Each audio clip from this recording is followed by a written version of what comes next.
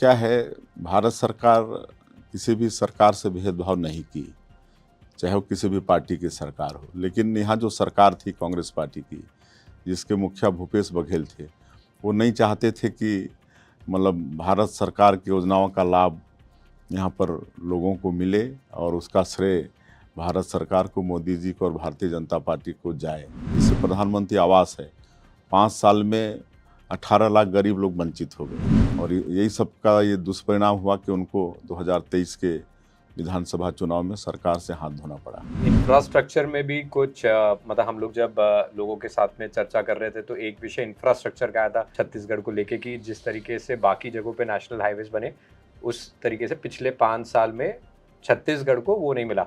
आपके बहुत नज़दीकी मित्र हैं नितिन गडकरी जी, कभी उन्हें कभी आपने कंप्लेन नहीं की कि हमारे छत्तीसगढ़ के ऊपर थोड़ा सा और उनका ध्यान रहना चाहिए? देखिए क्या है, भारत सरकार किसी भी सरकार से भेदभाव नहीं की, चाहे वो किसी भी पार्टी की सरकार हो। लेकिन यहाँ जो सरकार थी कांग्रेस पार्टी की, जिसके मुखिया भूपेश बघेल थे, वो नहीं चाहते थे कि मतलब भारत सरकार की योजनाओं का लाभ यहाँ पर लोगों को मिले और उसका श्रेय भारत सरकार को, मोदी जी को और भारतीय जनता पार्टी को जाए, और इसीलिए कोई रुचि नहीं दिखाई। जैसे प्रधानमंत्री आवास है, 5 साल में 18 लाख गरीब लोग वंचित हो गए।